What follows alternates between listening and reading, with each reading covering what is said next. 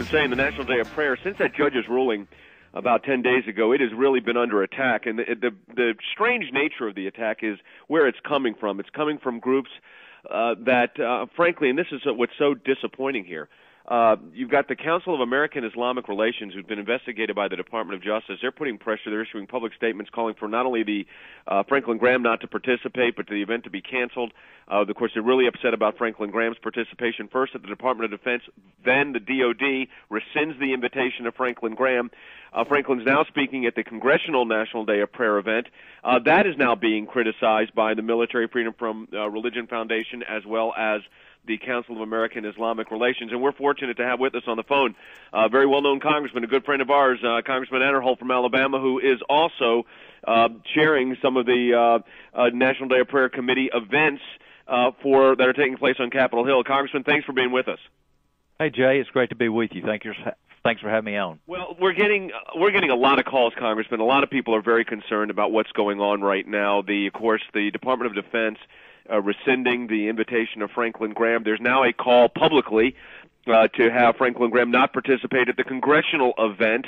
I know you've gotten word of this as well. What's your sense as to the nature of what's going on here and the direct attack on the National Day of Prayer?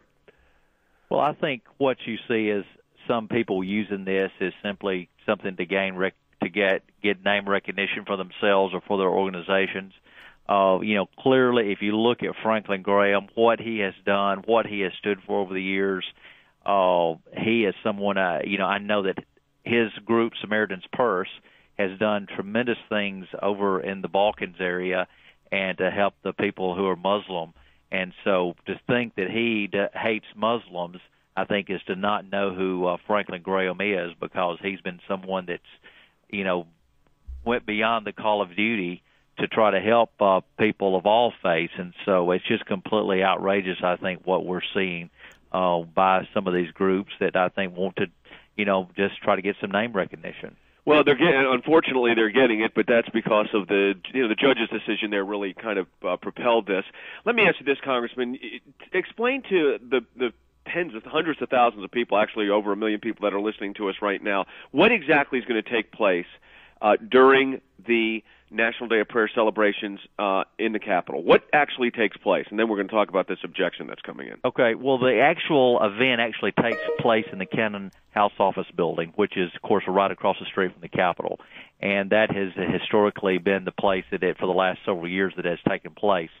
And, of course, the one we have here in Washington, and I've attended every year that I've been in Washington, that the thing that is symbolic for all the other programs that are taking place across the country, and just calling this nation to prayer.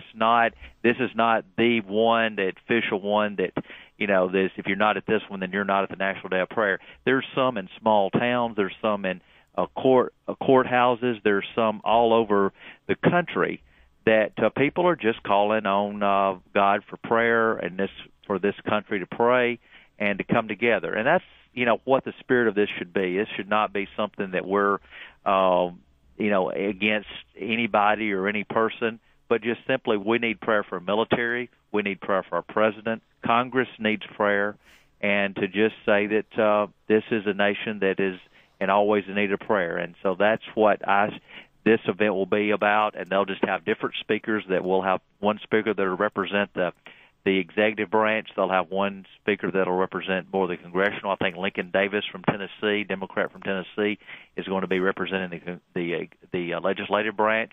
And then they usually have somebody from the judicial branch, that's some form of a judge that's in the judicial system, that will speak. So it's so that we can pray, the country can pray together for all the branches of government, and just to pray for healing this nation as a whole. Let me ask you this, and I know that there's a lot of tension drawn to this right now. With the calls coming for you to also rescind the invitation to Franklin Graham, is there any possibility that could happen at all coming from these demands that are starting to come in? What's going to be your reaction when they formally, which is supposedly they're doing today or tomorrow, asking that you not have Franklin Graham participate in the Congressional event?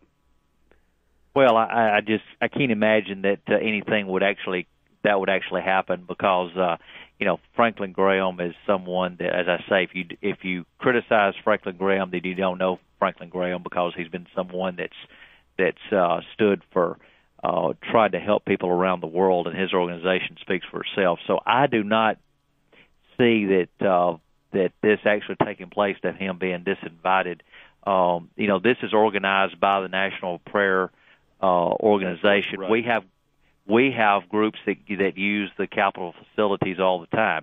Now, certainly we don't have people that come in here and use it for fundraising purposes and to fundraise for their organizations and charge people to come.